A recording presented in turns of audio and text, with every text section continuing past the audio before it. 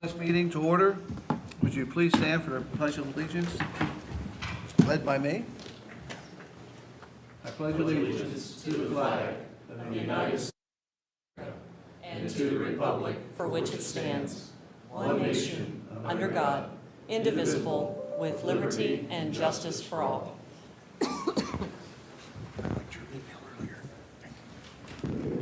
Good evening, everyone. We have no additions or corrections to the agenda. And I'm still seeing that to be true. We have the Planning Commission meetings of April 26, 2023 is posted. Is there any comments on it? We do have a comment? No? Do I have a motion? So moved by Hicks. Thank you, Mr. Hicks. Is there a second? Wester, second. Thank you, Mr. Wester. We have a motion by Mr. Hicks and seconded by Mr. Wester. Any discussion? Hearing none. Pam, roll call. Hicks, Yes. Wester, Yes. Mako, Yes. Shapeka, Yes. Siriano. Absent, Tamarkin, Yes. and Greenberg is absent. Motion passes. Can we do the official roll call for the Yes, for the please, meeting? thank you. Pam? Greenberg is absent. Hicks, Here. Mako, Here. Shapeka, Here. Siriano is absent. Tamarkin, Here. Wester. Here. Thank you, Pam. That leaves us with 5. We need a simple majority to pass, to have motions today. We will make that, so 3-2. We'll get you on board. Mr. City Attorney, Mr. Roth, can you swear in the applicants that are Yes, speaking tonight? Thank you, Mr. Chair. We are now at the public hearing portion of the meeting. The public hearing will operate as follows. Administrative staff will make a presentation or comment on the application. The applicant or their representative may then make a presentation or comment on the application.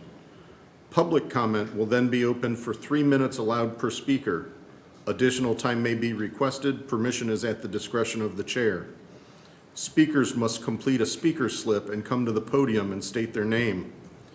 The applicant will then be given 10 minutes to comment. Additional time may be requested. Permission is at the discretion of the chair. If there is more than one application pending for a particular address, the presentation on each application may be consolidated and presented as one. At this time, will persons wishing to present testimony this evening please rise and raise your right hand to be sworn in.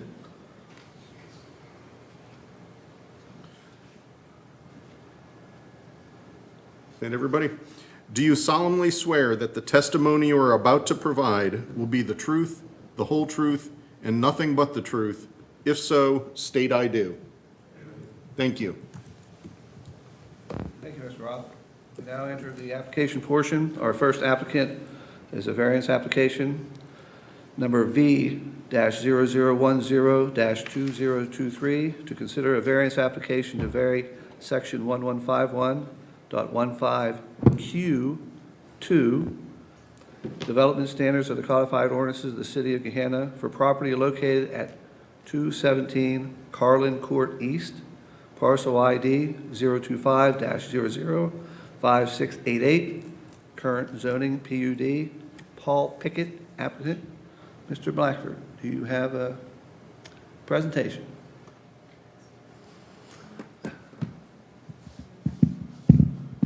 That I do, Mr. Chair. Thank you very much.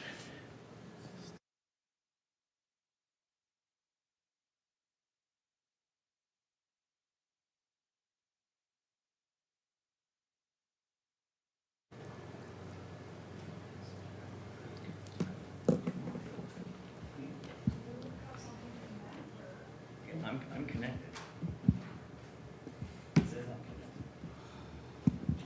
We'll go with the first item. I think we can manage without the audio visual component. The property is in the northwest portion of the city on Carlin Court. That is just really adjacent to Big Walnut Creek, just to the east of Stigler Road.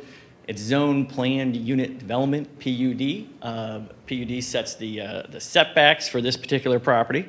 And in this case, the front yard setback is 25 feet. The variance request is to allow for a concrete planter box to encroach 19 feet into that setback. Sounds like a really big reduction going from 25 to 19, but this is a very unusual variance because of what the structure is in this case, which is a planter box, which does meet the definition of a structure, which means it has to meet the, I know we make the same face. The code rewrite will do a better job, in my opinion, of defining a structure. But that's why this is before you, because we have a very broad definition of a structure. Structure is not allowed within a setback.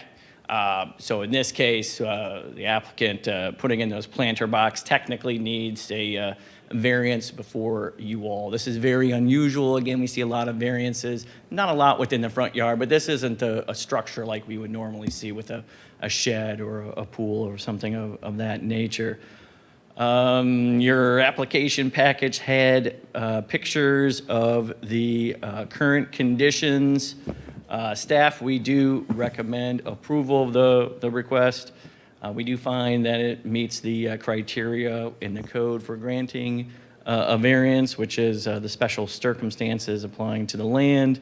Is the variance necessary for property rights or enjoyment of the property? And would it have any detrimental effect? And that's the one that we usually try to key on. This has been reviewed by the various city departments, including engineering. There was no outstanding comments or concerns about the location of the planter box. And so again, staff would recommend approval of the request. Thank you. Turn it back over to you, Mr. Chair. Thank you, Ms. Blackford. I think we're all familiar with the project from the package that you sent out. We will now open the public portion. Would the applicant like to comment? Please state your name and address if you're ready. My name is Paul Pickett, 217 Carlin Court East. I really have nothing to add, but I'm happy to answer any questions you might have. Very good. Is there anybody from the public that would like to speak? Do we get any speaker slips for this issue? Yes, sir. None? All right, we will close the public portion and open up for commissions from the, or questions from the commission. Mr. Tamarkin. Quick question, Mr. Blackford, it's really for you. The stairs would not count as a structure, it's just the planter boxes. Correct. Another question. Good. Did we get any comments from the feedback from your neighbors? No. No comments at all? Everybody seems to like it? Everybody I'm loves sure it. every- walks across there and probably compliments you on it. Good. Well, hearing no more questions, do we have a motion? Mr. Chair, I move to approve item V-0010-2023. Thank you, Mr. Hicks. Is there a second? Second, Wester. Thank you, Mr. Wester. We have a motion by Mr. Hicks and seconded by Mr. Wester. Is there any other discussion on the motion? And hearing none, Pam, roll call? Hicks, Yes. Wester, Yes. Mako, Yes. Chappaqua, Yes. Tamarkin. Yes. Motion passes. Thank you. It looks good.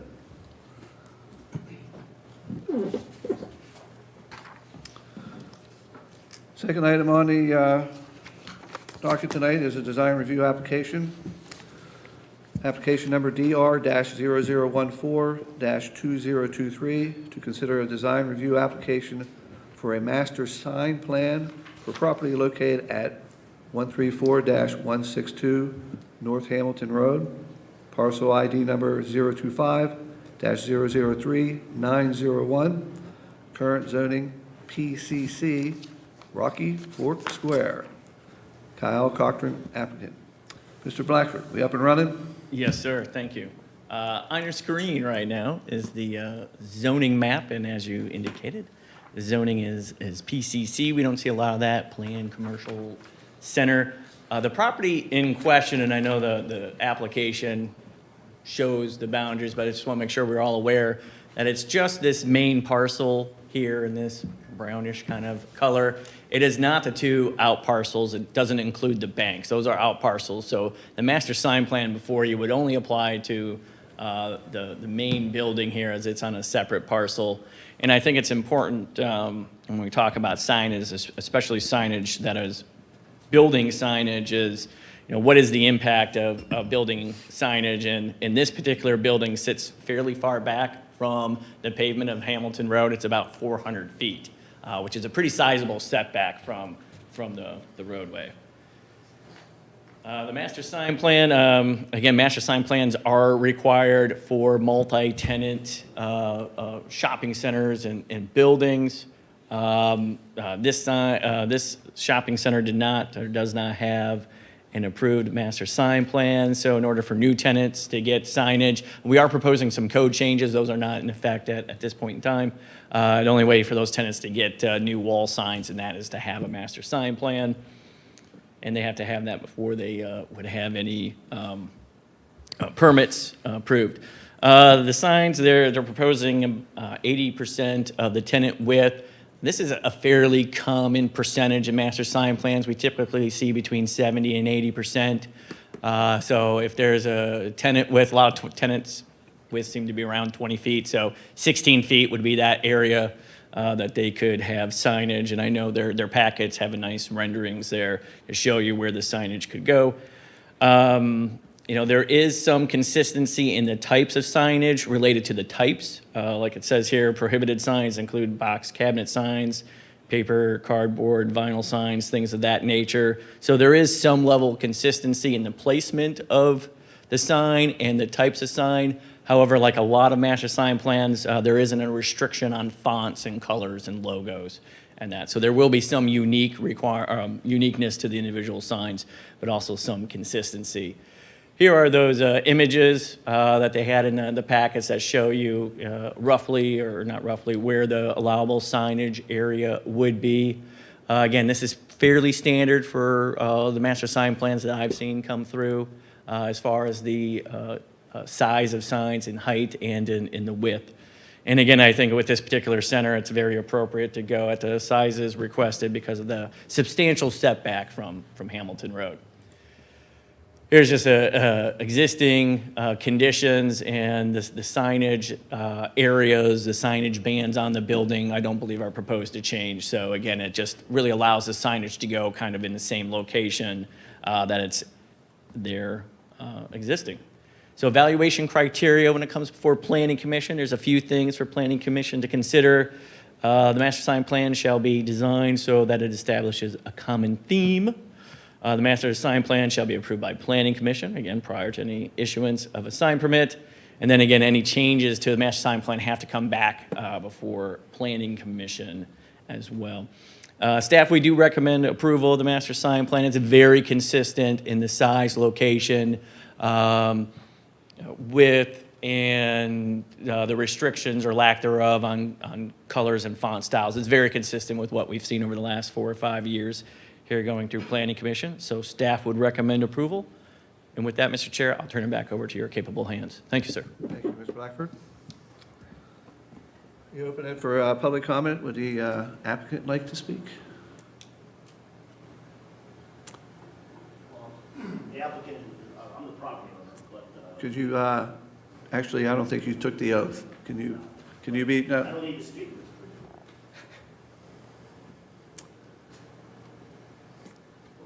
Well, yeah, I would say, please, yes, please take If they the have oath. any questions for you, we'd like you to Right. be under oath when you answer. Can you raise your right hand? Do you solemnly swear that the testimony you are about to provide will be the truth, the whole truth, and nothing but the truth? If so, state I do. Thank you. Second to the mic, state your name and address, please. Dean Adamantides with LDA Investments, property owner of the Rocky Fork Square. We had hired Signcom to do all the paperwork and submit on our behalf. So I'm here representing us because they could not be here. So, All right, very good. Is there any other people here from the public who want to make a comment? Not hearing any? Sure we don't have any speakers? No, sir. Close the public portion, open up for questions from the commission. Is there any questions from the commission? Yes, Mr. DeMarcus.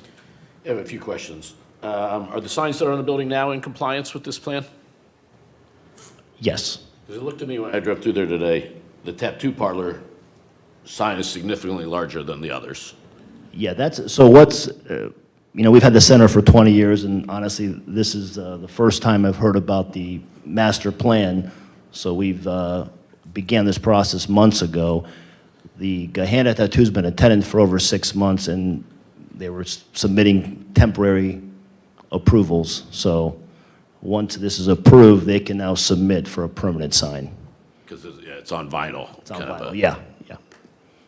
Looked like riveted to the wall. Yeah, they've been, I guess, would it be for 30 or 60 days, and they've renewed it because this was pending. So they will put up a new sign. Yes, And how about the gyro place also looked yes, somewhat temporary, not quite as temporary Yes. as the tattoo parlor? yes. Okay, so those two certainly will have, Correct. They were not able to submit because of the master plan was never submitted, which I found out about that, yeah, I guess 6 months ago. so assuming we approve this tonight, those two tenants at least will redo their signage? Yes, they've been waiting, Okay. yeah. Thank you, Mr. Larkin. Is there any other questions or comments? Actually, can I ask one other question, Mr. Chair? Has nothing to do with the sign plan, but I'm going to throw it out there anyway. Any plans to pave your entrance driveway? It needs Yes, it. we're going to pave it and repair the potholes, yes. There's a need. We have the main one, of course, we have it cross easements with the banks, so that takes, I take care of it and then get their approval, but sometimes it takes a little time, but yes, absolutely. Thank you, Mr. Chair. Thank you, Mr. Larkin. Couldn't resist. Do we have a motion for the design review application? Mr. Chair, I move for approval on design review 0014-2023. Thank you, Mr. Wester. Is there a second? Second by Hicks. Thank you, Mr. Hicks. We have a motion by Mr. Wester and seconded by Mr. Hicks. Is there any other discussion? Hearing none. Roll call, ma'am? Wester, Yes. Hicks, Yes. Mako, Yes. Chappaka, Yes. Tamarkin. Yes.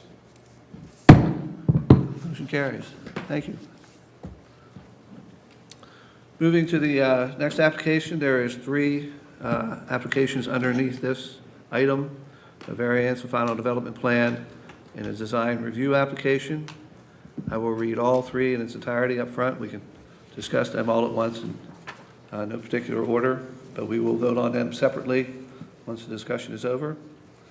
Variance application V-0011-2023, to consider a variance application to vary sections 1151.04B14 and 1163.08H and 1167.18 and 1167.20B1 and 1167.20B7 of the codified ordinances of the City of Gahanna for property located at Hamilton Road and Tech Center Drive. Parcel ID 025-013767, current zoning SCPD, Orthopedic 1, Paul Gadati, applicant.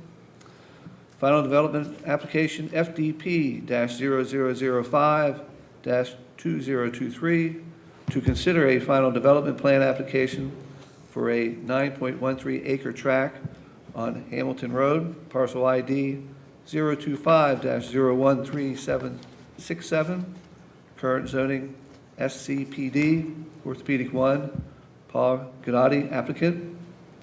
Design review application number DR-0012-2023, to consider a design review application for a site plan, landscaping, and building design for a 9.13 acres on Hamilton Road, parcel ID 025-013767, current zoning SCP, Orthopedic 1, Paul Gadati, applicant. And Mr. Blackford, turn it over to you for a presentation. Thank you, Mr. Chair. And thank you for doing the heavy lifting of reading the motions, this one and the next one. You'll earn your money, so thank you. On your screen, location map. This is the only real, section of the city that's on the other side of 270 here. Earlier we're in the northwest of the city, now we're in the southwest. As you stated, it is zoned SCPD. This property is part of the Crescent at Central Park, and more specifically here, we'll zoom in a little bit.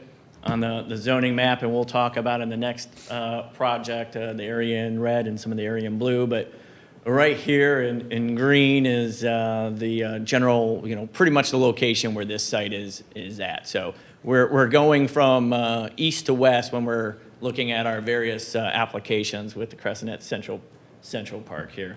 And this request is very similar to some of those other developments we've seen, but we'll get into that here. So this does abut the on-ramp to I-270. Also has a little bit of frontage there with Hamilton Road. What they're requesting here tonight is a two-story medical building, 60,000 square feet. The use is allowed by right by the SCPD, the Select Commercial Plan District zoning category. It does allow for medical and most types of office uses. The site's just under or just over 9 acres, so it's a little bit larger site than some of the other lots that we've seen, sort of on the east side of this property, but it is a very similar use. We've seen there's 2 existing medical buildings to the east of this property. There's one under construction. There's another one that's been approved. So again, a very similar style in the development and some of the variances that they've requested. And it's also adjacent to the Crescent Woods complex, which previously went through Planning Commission, but is back before us later on in the agenda. Landscaping, going into some of the project details, they have about 4 times as much landscaping as required as far as square footage. So out of that just over 9 acres, about 3/4 of that is landscaping. A lot of that's required. Again, it's above and beyond, but the number of trees because of the number of parking spaces that are proposed. 350 spaces proposed. There is a variance related to the parking that we'll get into here momentarily. Building materials, brick is the main material. I think there's also 2 different colors of a panel. It's a red brick, a black metal panel, and a silver metal panel. There's orange accent color, and the design is under the purview of the Planning Commission. Here is the site plan. North is luckily at the top of the screen here, so this would be the area of where that on-ramp of 270 is. Here's the general location of Crescent Woods. So the building is in this location right here. So again, this would be the location where folks are entering 270. Parking in this particular area. The property to the south is undeveloped at this point in time. Oh, look at that. Next slide, we have the renderings of the building. The top one there is a northwest perspective. So again, that's sort of would be the view of cars that are entering into or onto the freeway. There we have the southwest perspective. And the elevations there, you can see on the extreme right-hand side of this top elevation, I believe, is the location of only location of the silver metal panels. You can see it here on the left-hand side. So the vast majority of the building is the red brick with the black metal panels. The majority of the projects that we saw on the east side of sort of the creek that runs and splits this property have very similar, a lot of brick component to those buildings. So it's a very similar material and design as those other buildings.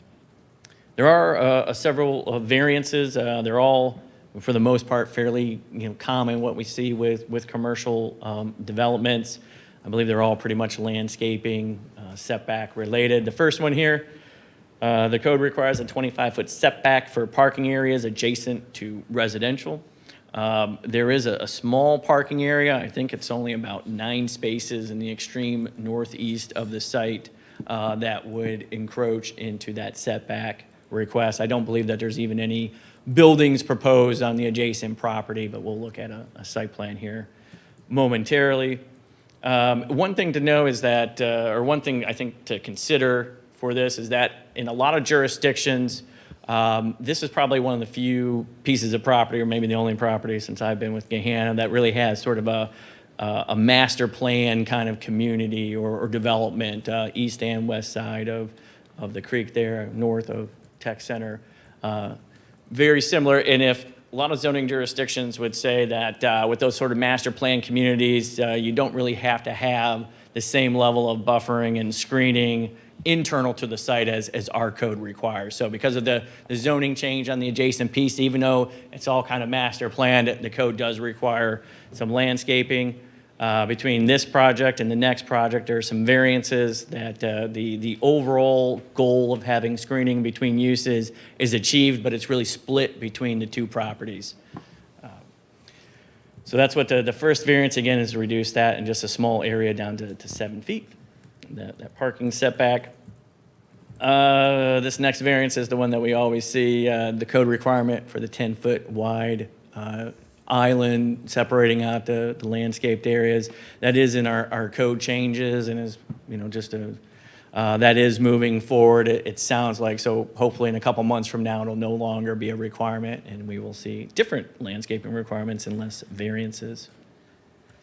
Parking areas adjacent to residential, there is a screening component to that. We actually talked about that at our last meeting related to the proposed parking lot addition for the church. They are asking for a variance to reduce that down. 15 feet will be achieved, but it'll be split between the residential and the commercial property. And then there's a property perimeter requirement, office zones adjacent to residential zones. You also need to have a buffer and a tree. So there's multiple provisions that are really requiring the same level of screening because of the parking area being adjacent to residential and then having office zoning adjacent to residential. And then the last variance, and this is a variance that we've seen approved, I think with all the sites of this development that this would be applicable to, and that's any zone adjoining a freeway is required to have a 15-foot buffer with a 6-foot high screen. All the various lots that have frontage along the freeway have asked for relief from this provision. Kind of makes sense, there's signage, folks want to have some visibility for their building. So this is a variance that has been approved. Staff would recommend approval of that as well. But going in here to the landscape plan that we've been talking about, since a lot of the variances here are related to landscaping, here depicted in green is that approximate location of where the buffering and screening will be provided between the residential and the commercial project here. So again, staff is in support of the variance request because we feel that the intent of the zoning code is met by having some shared screening and landscaping on both sides of the property. You can see there, again, we talked about the abundance of landscaping and the amount of trees, the significant amount of landscaping that they provided here. Variance criteria, same as the earlier request. Are there special circumstances? Granting the variance is necessary for the preservation and enjoyment of the property, and would there be any detrimental effects? This did go through the staff review process. All the various departments have looked at the request. There are not any unresolved comments. There's no objections from any of the various departments to any of the variance requests.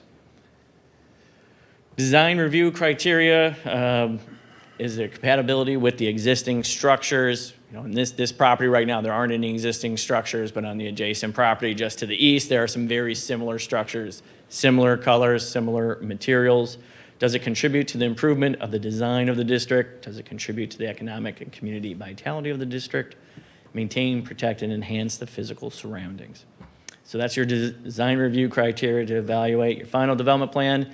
Is it in accord with the appropriate plans? Would it have undesirable effects on an area? Even granting these variances, I know variances can sound scary from time to time. In staff's opinion, they're very minor, and they would not create a situation where the development would be inconsistent with any of the plans and recommendations for this property in this area. Staff does recommend approval of all 5 variances. We also recommend approval of the final development plan and the design review application. With that, Mr. Chair, I'll turn it back over to you. Thank you, sir. Thank you, Mr. Blackford. Excellent job. We now open for public comment. Would the applicant like to speak? Please come to the microphone, state your name and address. Good evening, Mr. Chairman, members of Planning Commission. My name is Paul Godotti. I'm the president of the Daimler Group. I'm here on behalf of Orthopedic One, which I believe is the largest single orthopedic practice group in the state of Ohio. currently 64 physicians, I believe. And this facility, if we can obtain your approval, will house about 200 employees in this site. Not all 63 or 64 docs will practice out of here, but that's how many employees would be working to support the docs that are working in this building. It is the hope that Ortho One will, with your approval, will purchase the ground from Casto and Canini, who currently own the ground and are working on the project, the apartment project to our southeast, and also would own the residual ground to our southwest. I'm here with Moody Nolan Architects, a gentleman named Craig Rutkowski, who's led the design for this building, and we can certainly answer any questions about building design or anything relating to, he also has with him the material samples that we would like to use for the building, and then I can answer any other questions that you might have. I thought the presentation from Michael was very thorough, so I don't have a lot more to add than that. Very good, thank you. Not sure your line of vision, if you can see these or not, or if you want me to bring those up. Did you want to make a comment at all, Craig? No. My name's Craig Rutkowski. I'm with Moody Nolan. I'm the project manager. My address is 300 Spruce Street, Columbus, Ohio. Thank you. Is there any other, anybody from the public that would like to speak? No speaker slips, no comments. We will close the public portion and open up for questions from the commission. And starting on my left. No questions. Just one Thank quick you, Ms. Mako. clarification. Where's the access is coming off of Tech Center, correct? Correct. That's the road that Casto will be building directly north from Tech Center Drive. Okay, thank you. Single access point, that's it. Okay. That's it. Mr. Clark? I just want to follow up on that.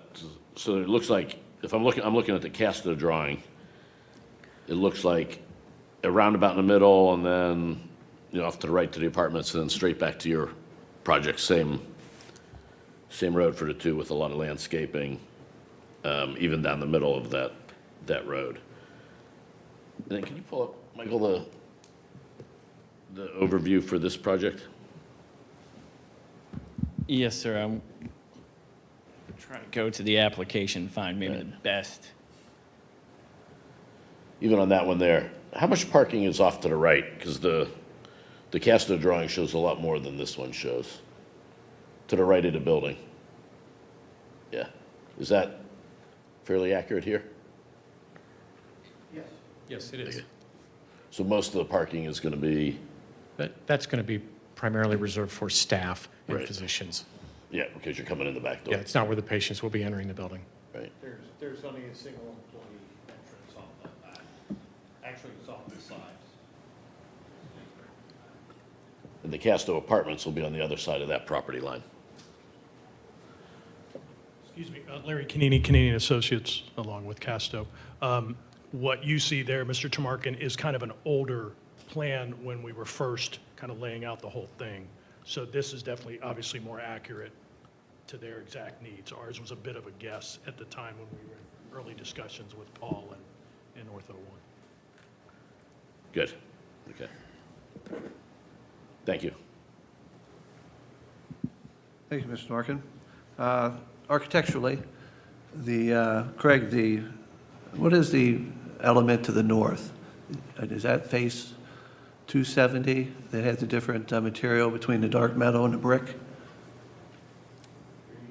Are you talking? where Yeah, the bottom right picture. Bottom right-hand corner. The silver is a metal color. The corner element is a combination of a very dark charcoal gray, metal, and glass. Is that the south portion we're looking at here on the bottom one, southeast, southwest? Yeah, that would be the elevation that's facing more the Casto residential development. Okay, so what would be facing 270 is what's the upper right or upper left? That is correct. The orange, what is the orange? The orange consist of? is a metal panel, and the black is also metal. Is there a parapet that you're hiding all your mechanical equipment above? That's correct. That's exactly that black wall above is our screen wall that hides the mechanical units on the roof. All right, can you answer a water detention question? Is it the whole site is a water detention somewhere off the site that you're taking your runoff It's in the to? bottom corner there, bottom left-hand corner. Bottom left? Yes, And that's specific just for your parking only, not the whole crescent? I believe that's, yes. That's correct. Thank you for that clarification. I don't have any more questions. Do I have a motion on the variance? Mr. Chairman, I move to approve item V-0011-2023. Thank you, Mr. Mako. Is there a second? Second, Tumarkin. Thank you, Mr. Tumarkin. We have a motion by Mr. Mako and seconded by Mr. Tumarkin. Is there any discussion or comments on the motion? Yes, Mr. Hicks. Thank you, Mr. Chair. Excited to see this development progress, and feels like momentum is definitely gaining. Orthopedic One is a great addition to Gahanna for either as a tenant or a potential property owner. So for the reasons that Mr. Gadati already said, the criteria for us to approve the variance and the FDP and the design review are all met. So I'll be in support of all of them. Thank you, Mr. Hicks.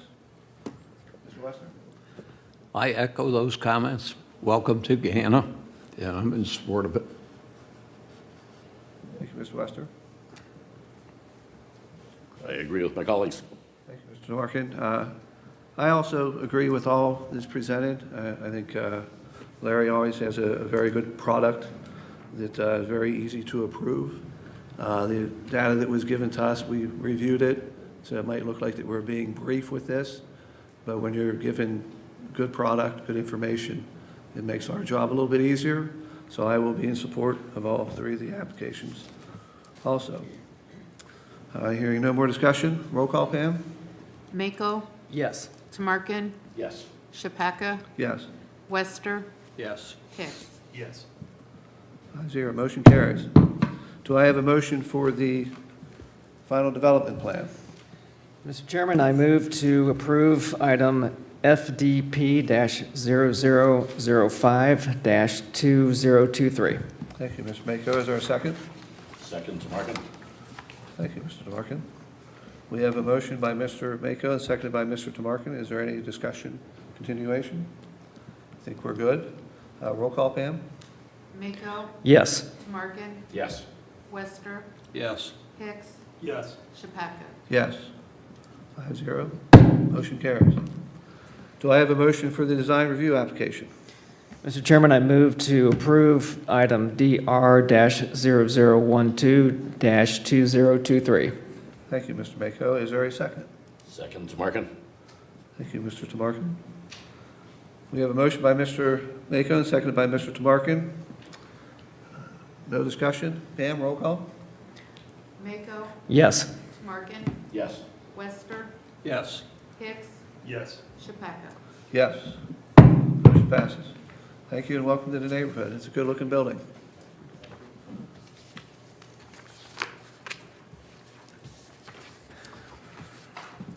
Well, we thought the previous application was long. This one has 5 applications, so if we need a little break, I will read it in its entirety. It's for Crescent Woods. Zoning application Z-0001-2023 to recommend approval to council a zoning application for 16.666 acres of property located at 0 Hamilton Road, parcel ID number 025-013767, current zoning LMFRD and SCPD, proposed zoning LMFRD, Crescentwood Apartments, Griffin Caldwell applicant.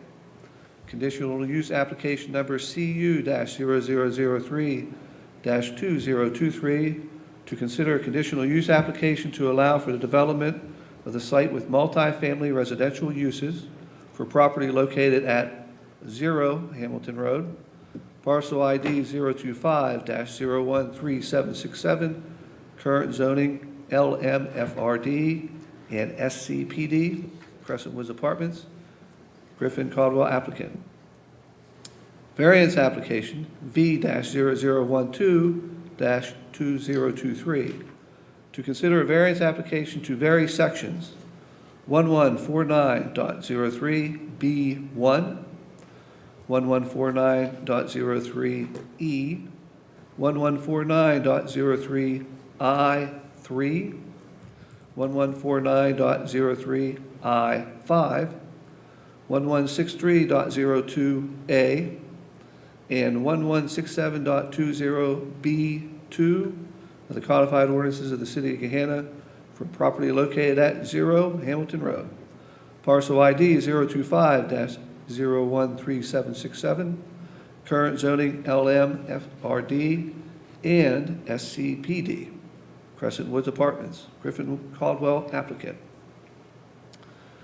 Final development plan application FDP-0006-2023 to consider a final development plan application for a 31.676 acre tract at 0 Hamilton Road. Parcel ID 025-013767, current zoning LMFRD and SCPD. Crescent Woods Apartments, Griffin Caldwell applicant. Finally, the review application, DR-0013-2023, to consider a design review application for a site plan, landscaping, and building design for property located at 0 Hamilton Road. Parcel ID has not changed, 025-0013767, current zoning, LMFRD, and SCPD, Crescent Woods Apartments, Griffin Caldwell applicant. Mr. Blackford, do you have a presentation? I do, sir. Thank you. Please proceed. Same piece of property we were basically just looking at with our last application. Here in red is the portion that was rezoned previously in 2020. A little bit extension of that to the south there is what the difference between the 2020 request and what we have before us today. All right, so there are those plethora of applications. All of them are necessary in order to develop the property with some multifamily development. A lot of history with this, recent history with a portion of this property. Planning Commission saw basically all these same applications in 2020 and 2021. The 2020 rezoning request, Planning Commission recommended approval. Well, I think we're going to get into those on the next slide here. So this request, I'll get into this request, 294 units, just under 17 acres. The density, 17.6, that does not require any variances. That's very similar or just a little bit lower than some of our other recent multifamily developments. The 2020 project that I was mumbling about earlier, that rezoning request, that was a little bit more acreage, and that was 312 units. When it went through the rezoning process after Planning Commission with City Council, it got reduced down. They came before Planning Commission with final development plans and design review and those types of applications in order to develop consistent with the rezoning from City Council. Since that time, the applicant, staff, been working with City Council on a development agreement. That's somewhat related to this request. Some of the elements of the development agreement don't impact what we're here before tonight, but I believe that development agreement had a maximum density of just under 300 units. This is within the density range that City Council saw. 23 total buildings. 2 garages, 1 clubhouse, and a pool. You do need conditional use approval to have a clubhouse and garages. That's one of the reasons why we see so many conditional uses. And that 550 proposed parking spaces, that's just under the required amount. We require 2 per unit. They're proposing 1.9 spaces per unit. There is a healthy percentage of those that are in garage spaces, so that's always great. But a variance is necessary to have less than 2 parking spaces per unit. I know sometimes we see this variance, and Mr. Soriano and I have talked before about how this is a very suburban standard of 2 per unit, 1.5 or 1, or no parking requirements in some jurisdictions and that, so staff doesn't have any objection with this reduced parking. It is still substantially more parking than what probably a lot of jurisdictions would require. There are more trees planted on this property than is required, which is great since it's residential. And that does not include the abutting property to the east is platted as a reserve area, so it's a natural area. So there's some adjacency to this site that provides even more buffering and screening. Here is their proposed plan. There are 2 access points. The main access point would be the same access point that we were just talking about with the other project here off of Hamilton Road. At some point, that would come back before Planning Commission be platted. But there is access frontage on Tech Center, the building. So this building 4 would be the building closest to the project we were just talking about. Here, I know there's some concern with the parking area, so it's really just one building that was in that particular area. This line here is the general location of where the buffering and screening variances for this site and the other project were located. This general location of the roadway, the entrance, the building layout in this area, this is all very similar to what was approved with the final development plan. Really what's the largest change is that the area is a little bit larger. There's a couple extra acres here, and it's really, this is the south side of the property, which fronts on Tech Center, and that's where the community amenities are located. So that's the most substantial change. And to verify that, in case you don't believe me, here is the 2021 site plan. Again, going back here, you can see the buildings are pretty much in the same location or the exact same location for up here, but you see where the pool and amenities getting shifted down here, a few more dwellings in this area. Here are the proposed elevations. These are somewhat similar, or pretty similar to what we saw all previously with materials and colors. These are the 2021 elevations here. I know I went through those fairly quickly, but again, very similar colors and materials as last time around. There are 2 color palettes. Here is the first one with stone and a little bit of the darker colors here. And then the other well, that shows up much better on the screen than on my computer here with more of the green and the gray and the white. But again, those are very much the same. They might even be the same colors and materials as last time around. All right, the variance request. We do tend to see a few more variances on multifamily projects than we do other projects, and we certainly see a lot more conditional uses, as the chair can attest to, after reading those all into the record. And why there's more variance in conditional uses with multifamily projects is because the multifamily section of the zoning code has some development standards that they call conditional uses, where in other places in the code it would just be a development standard. So again, that does create a little bit more conditional uses and variances. First one on here is to lot width. This was approved with the last request. So our code requires lot width, lot frontage based off of the number of dwelling units. In this case, it would be over half a mile. To put that in perspective, that would be from the intersection of Hamilton and Granville down to McDonald's. It's probably a really good thing that we don't have one single project that has that amount of frontage in that, because I don't think we'd want to see that much of any particular project. So it's probably a good thing they're asking for a variance. It is a necessity for any multifamily development of any real substance that would need this variance. And all of our recent multifamily requests had that variance. The second one is to the rear yard. The code requires 25 feet. They're requesting it down to 10 feet. And I believe that's in the location of,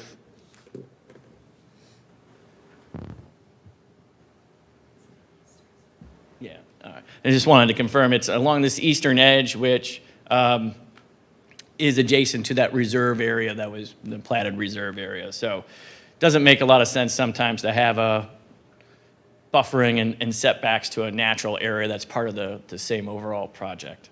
So again, same variance. They have to ask for the variance because the the scope of the project has changed and there's more property associated with this request.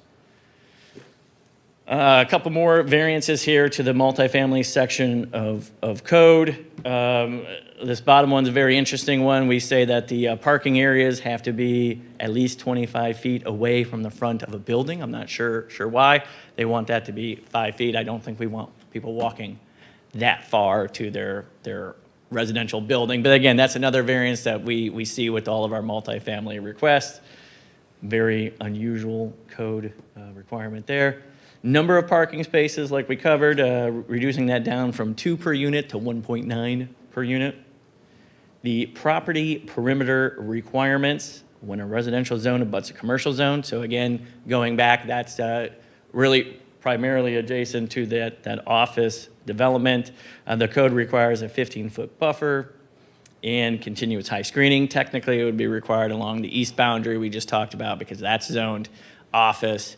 So again, it doesn't really make a lot of sense to provide buffering and screening to a natural area that's platted and preserved to provide screening and buffering between projects. And again, they're sharing some of that landscaping and buffering responsibilities. They're splitting them between the office project and this project. So we certainly would recommend approval of all 6 of those variances. Again, most of those were the same from the previous development request. And they're the same types of variances that we see with our other multifamily projects. There are a number of conditional uses, and again, this isn't typically when Planning Commission sees conditional uses, they're because the zoning doesn't allow for the particular use. In this case, the conditional uses are really development standards, which this is the only zoning that has conditional uses as a development standards as a conditional use. So the code says you need a conditional use if your buildings are going to have more than 8 dwelling units. Certainly all the multifamily we've seen needed this particular conditional use. 2 or more residential buildings on the same lot also is conditional use. Again, all the ones that we've seen recently had this particular conditional use. Additional density up to 18 dwelling units, so they can go up to 18 units per acre with a conditional use, and they're at 17 and change. If you want to have those accessory buildings, so if you want to have a garage or a clubhouse, that is a conditional use. So that's why they're asking for that request. One element that has changed between the previous request and this is to go more than 2 full stories above grade. There are, at least one of the renderings we saw, one type of building that is 3 stories. Previously, everything else was 2 stories. Nothing other than a conditional use is required. You don't need a variance. You don't need, it doesn't trip any other requirements. And I think it's about 50-50, I think, as far as whether we see 3 stories or 2 stories. But certainly we have seen plenty of projects that are 3 stories or higher. Conditional use criteria. The proposed use is a conditional use of the zoning district. Again, these are all very unique conditional uses of the proposed MFRD zoning classification. Is the development in accord with appropriate plans for the area? And again, that's something we look at and evaluate for all these various requests. And the land use plan did consider multifamily on this property in this area, so it is consistent with the land use plan. Rezoning criteria here, just covering some of these briefly. Again, is it consistent with the goals of the land use plan? Yes, it is. This was specifically talked about and thought of as a possibility back when the land use plan was going through the adoption and creation process back in 2018, 2019. Apparent demand for the permitted uses. This is the number one call that I received, that I believe staff, that we all receive for development purposes, is multifamily. Don't believe there's too many sites with this zoning, certainly really none that are available, or we'd be seeing a lot more of these requests. Staff, we do recommend approval of all the conditional uses. Again, we recommend approval of the rezoning. We recommended approval in 2020. And again, it's actually a little bit lesser than what Planning Commission saw back then. Design review criteria. This is in a design review district 2 that's specific to multifamily development. The standards that are cited in there: colors shall foster harmonious relationships, natural, historic earth tones or similar colors. Recommended materials include brick, wood, cement, stucco. Decorative stone and brick preferred, but decorative wood or vinyl siding may be used if approved by Planning Commission. So this is unique where it has more materials than most design review districts.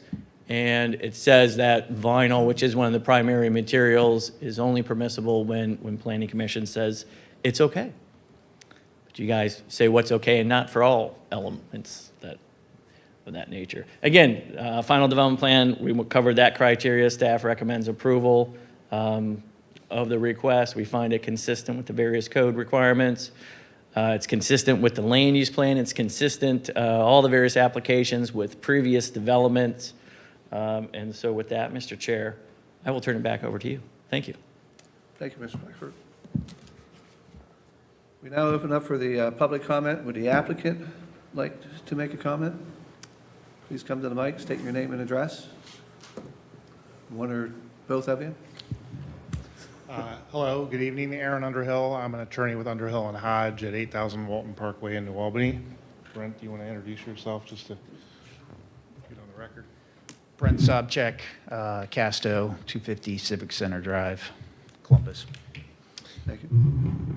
Thank you all for the opportunity to present again on this project. This has been a project that's had a long history, and I think things are coming to fruition as we had hoped they would. Obviously, the Ortho One announcement and their commitment to the site is a big win for the city. It's a big win for the site, and I think candidly, the adjacency of this multifamily project, I think, helped to sell the location, given that there's a place for the 200 employees to live, and not all of them will, obviously, but it certainly is a good thing to be able to walk to work. So when we brought this project through originally, the thought was that the multifamily component that Casto, its affiliate CP Crescent LLC, would purchase the multifamily ground, and the rest of it would continue to be owned by the owner at the time and developed through some other means. For various reasons, with personal reasons with the property owner, we have inflation, the costs, et cetera. The deal was remade, and now Casto has purchased the entirety of the property, which has led to some of these changes. And so as we were going through that process, it was important for us to go back to City Council and talk to them about a little more density to make the numbers work. Also, we knew at the time that we had Ortho One waiting in the wings. So we had a number of public meetings with council, worked closely with the mayor and staff to revise the development agreement that provides for TIF dollars, and we're also creating a new community authority that will apply to the site, which is a voluntary tax essentially to go towards some of the city's needs. The Ortho One project was important too from the standpoint of its impact on our plan. Largely what we're trying to do is accommodate their building and all of their parking needs as well.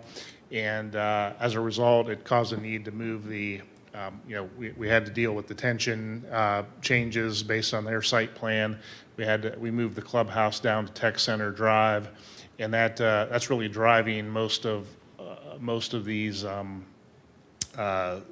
requests. And I guess I'd wrap it up by saying nearly all of these requests were before you previously. It's just that time has passed. Some of them have expired, and just because of a change in circumstances, we had to kind of remake those requests to fit the current site plan. So, nothing's really changed architecturally. Colors are the same, materials are the same. We've added some units for the reasons I mentioned, but all in all, we really think this is going to be a fantastic project in addition to the community. So happy to take your questions. Thank you, Aaron. Is there anybody else from the public that would like to make a comment? Having no speaker slips and nobody called? Occurring. We'll close the public portion and open up questions to the commission. After all that? Took me longer to read everything. Yes, it did. Mr. Tamarkin, save us. Okay, I got a simple question. What's your mix of single unit, double, one bedroom, two bedroom? Got about about 40% one-bedroom, about 55% two-bedroom, and 5% two and a half. And you're the experts, we're not, so I assume the reduction of parking below our code you deem to be acceptable for the mix of units in the development? That's correct. There will not be We will not have a parking on the problem. street, someone has a party, they're not going to have to park on Tech Center Drive? Correct. Okay. And as far as the vinyl goes, there was a note in there that that needs approval by us. I'm assuming we approved it in the past, and the city has no objection to the vinyl. You did approve vinyl last go-around, yes. Those are all my questions. I'll turn it over to the architect. I have a couple questions on the longevity of the project is a concern to me. It's right next to the airport, sound. How are you dealing with the sound? Are you got triple pane glass, or you doubling the drywall on the inside? Sell it to me. Which we brought Sullivan Bruck tonight. We did have a kickoff meeting last week on just the sound. So windows, additional insulation, the way they're handling the HVAC, they were coming back to us basically with a list of items to help minimize sound. From the owner perspective at Casto, we are long-term holders. The majority of our multifamily portfolio is in excess of 20 years. So when we design and build, we're building for that longevity. We recognize where we're located. We're also working with the airport authority on an easement agreement that addresses sound and height, and so that's important for us. Good. So the relocation of the clubhouse. Yep. What was the genesis behind that? I mean, is there a, What I'm the- gonna throw you a bone, is there a change in elevation from What the Tech Drive that it's not that big of an issue, or? What the driving force was really stormwater. Previously, that by adding that stormwater shown there at the top of the plan and that curb cut, we felt at Casto that that remaining commercial acreage where the clubhouse sits was not viable from a size or market standpoint. So when we looked at how best to adjust the plan from there, we felt putting a commercial use, the clubhouse there, from an appearance standpoint, was the best way to kind of frame the entry into the overall development. Very good. If I can have your patience for a second. Mr. Blackford, the two drives going into this property, is there a proposed light on the most western one? I believe that there is, and I think there's even previous legislation from some documentation from maybe decades ago about an access here and signalization. I think maybe Mr. Canini. And if Larry, if you can explain is it in and out on the eastern one, eastern drive, or is it one way in? Where Michael, Larry Canini Associates, where Michael has his dot, that is what will likely be called Crescent Boulevard, the main thoroughfare into the whole 41 acres. That location, we did a complete traffic study on that, but going back before my involvement on the project, going back to 2012, when the city acquired the right-of-way to build Tech Center Drive, there was a document provided to the Buckles family that spelled out how many curb cuts would be allowed, as well as the commitment from the city to provide the traffic signals, both the first one, which is in place now at Buckles Court South and North, going towards Morrison, and then one more wherever this ultimate curb cut went in.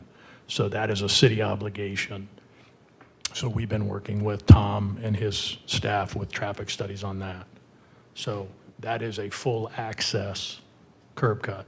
The other one's right in right now. So And the one to the, drive to the yes, east? the one to the north, or excuse me, the one to the east is simply a right-in, right-out.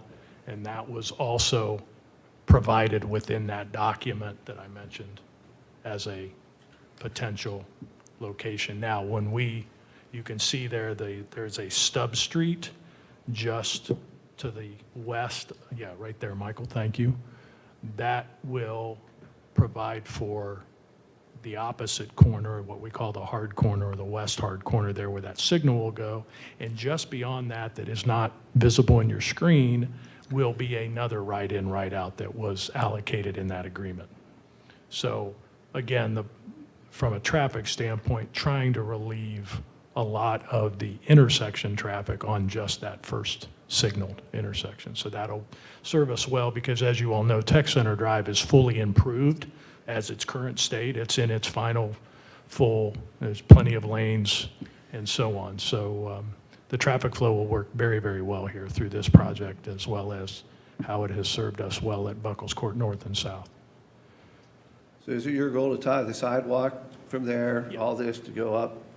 I want everybody to hit golf balls up there. Correct. Up the hill, so. One of the things that may not show here on this particular site plan, but we also are studying to do a pedestrian bridge through that creekway, through that preservation area that Michael mentioned, from Buckles Court North, where our medical campus is, over to the apartments here. So that's kind of where you see that little sidewalk that stubs up right there. So that's a location we're studying now to put in a pedestrian bridge over the creek to tie everything together, as well as what you would have in the right-of-way of Tech Center Drive. Yep. And my assumption as Tom reviews the traffic study and works with Parks and Rec, most likely there will be a crosswalk at that new signal to access safely the Pizzurro Park, as well as the 32 acres that we donated to Parks and Rec that run along that southern side of Tech Center. You mean the big dog park? The big dog park. We added 32 acres to the big dog park. But hopefully we'll see, I think, matter of fact, I think Parks and Rec's in the midst of a community public hearings and such to see what the neighbors and what the community would like to see there. So hopefully we'll see more than just more dog park. Good. Thank you, Larry. I have no other questions. Do we have any other discussion?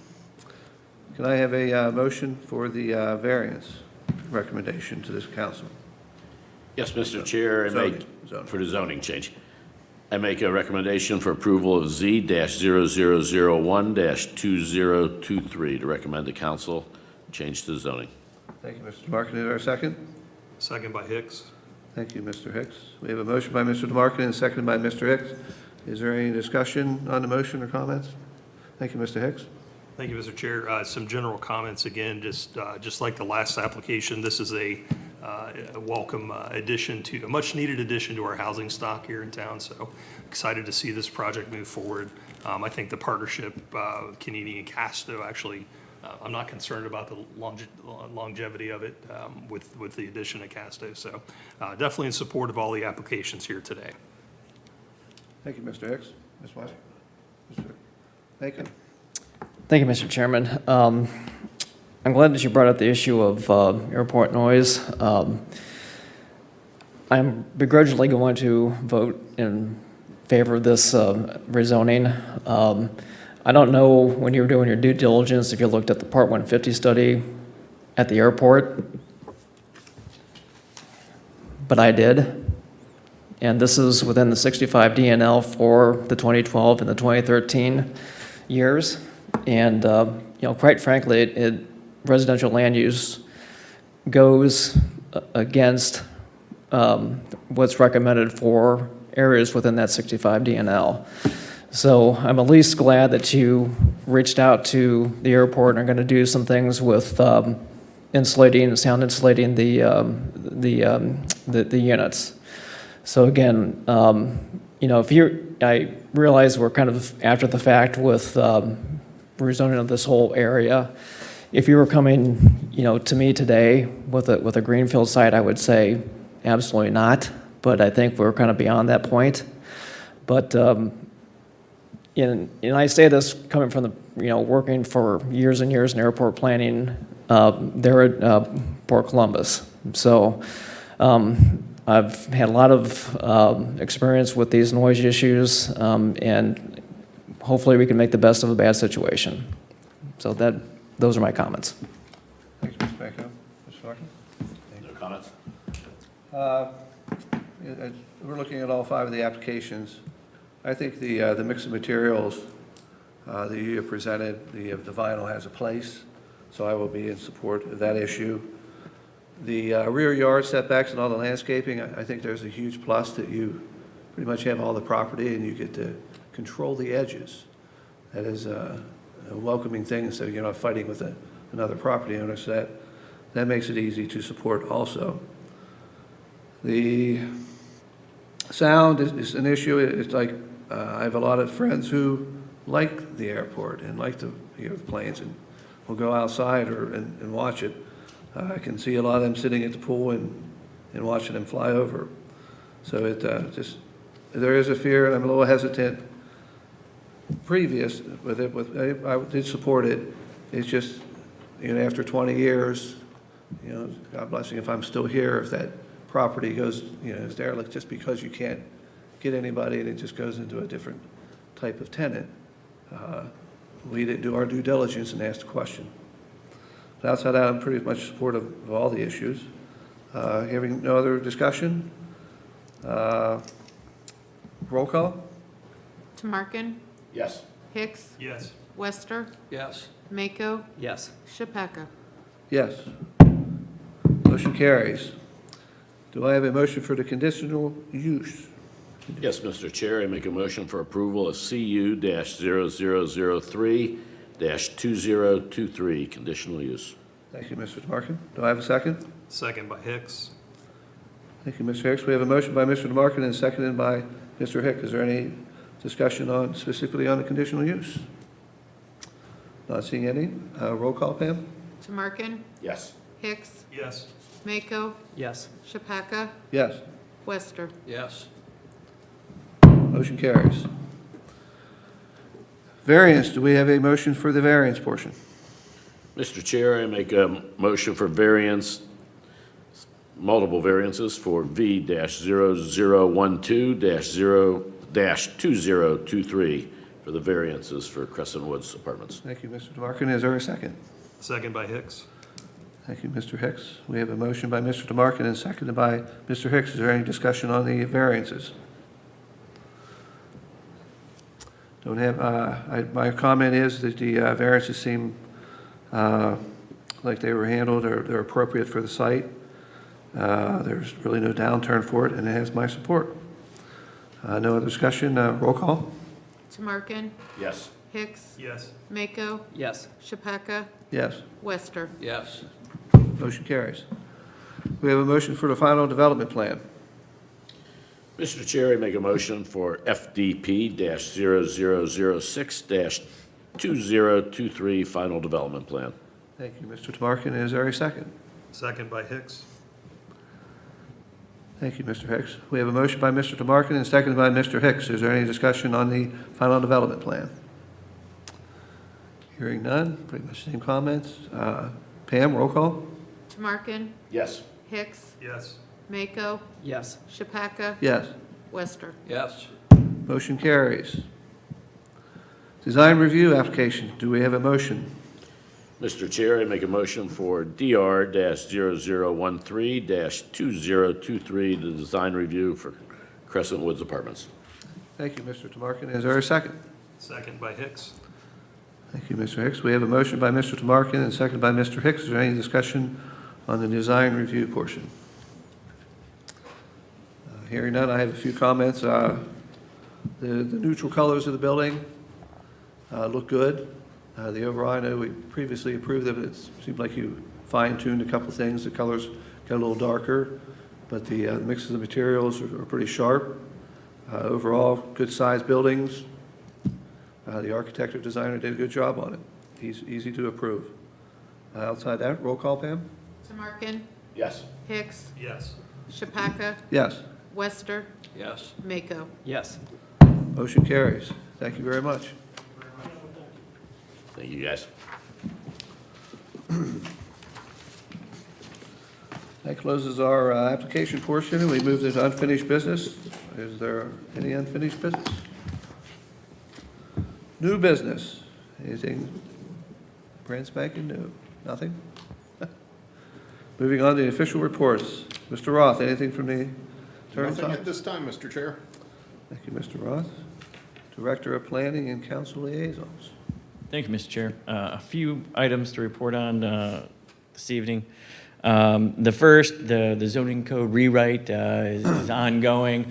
Just had a really great and lengthy discussion yesterday with our consultant. We're close to having a draft that we can send out to folks. But just to remind folks that we are looking to have a workshop with our consultant, with Planning Commission and City Council early June. It looks like we're probably targeting the week of June 5th or June 12th. So once we have a few dates ironed out, we'll send out an email with some options there for your availability. Our next agenda looks really, really light, but it does look like we do have an agenda item. So those of you who might not be in attendance next time around won't be missing out on too much, I don't think. And then did have a reach out. I haven't had a chance to talk with Pam about this, but did have recently a reach out about a possible project. I would want to have a workshop for Planning Commission. I know our next meeting, we're missing a couple of folks and so they might be looking at that first meeting in June, which I think is like June 14th or so. So just know that there also might be a workshop with that first meeting in June, but I'll get with Pam and we'll work on that. So that's it for Department of Planning. Related to council, I will talk about, we had a very, very lengthy council meeting this week. I will talk about one of those items, and that was the zoning code changes and a couple other code changes that we had at Planning Commission recommended approval of. Had some really good interactions with City Council about those changes, and it looks like things are progressing, and I think it would be June 5th. That Monday is when they would go up for a vote. But it looks like the vast majority of those changes are progressing, and we'll see what happens, but it looks very positive in that. And so I'll keep the council report just to the zoning code, and I will be quiet. Thank you so much, Mr. Chair. Madam Mayor. It's been quiet this week in Gahanna. I'm not really sure. Thank you, first of all, members of the Planning Commission, for your support of the projects tonight. Our team, including Director Blackford, have been working with Mr. Paul Giadotti and the Daimler folks on the Ortho 1 project for almost a year now. And certainly the Casto project has been around for several years. This allows us to take one more step forward in bringing that extremely impactful project to the city of Gahanna. I think we heard the number of 200 jobs just from this project alone. That's in addition to the hundreds of medical jobs, I should say, already coming to the city on the northeast quadrant. And certainly the complement of having the live, work, play option right there is just creating a phenomenal campus that's quite the attraction. So thank you for that. We do have a new economic development manager who started this week. Her name is Jennifer Hackman.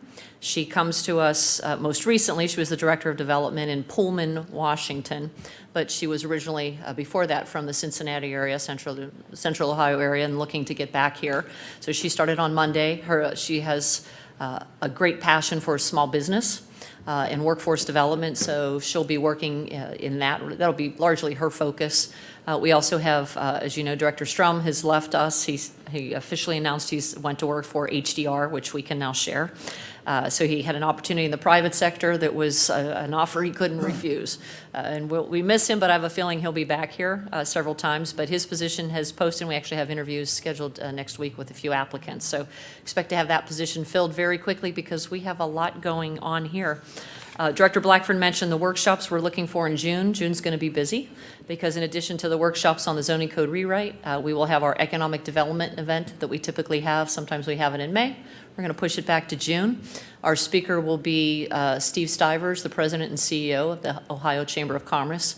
And I won't announce the date because I need to talk to Mr. Blackford about the workshops for Planning Commission to make sure we get everything aligned.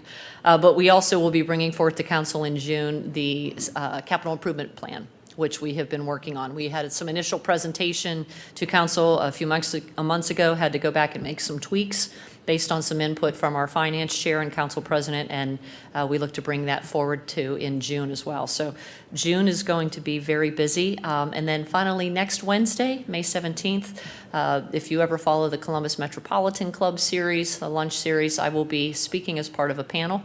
The title is Regional Mayors Prepare for Intel, and I will be speaking with Mayor Spalding from New Albany. I don't know how they're preparing, but I know how we're preparing. And Mayor Barnard from Johnstown will be part of the panel as well. So looking forward to that. Thank you for your time tonight. Appreciate it. Thank you, Madam Mayor. I have no official reports. Is there any correspondence and actions? Poll members for comment? Nothing? I had, you got nothing? So congrats to the city. I think 2 great projects. Ortho 1 is a huge project, so Thank you, Mr. job well done. So I had a little personal note. My oldest son, I mentioned in January, that at a funeral that he told me him and his wife were expecting a baby in August. My second son just told us at an early Mother's Day party that he is expecting a son in November. So I have 0 to 2 grandchildren in 1 year. And my final comment, it is officially summer. I have poison ivy. So we're all good. Motion for adjournment. So moved. Sure.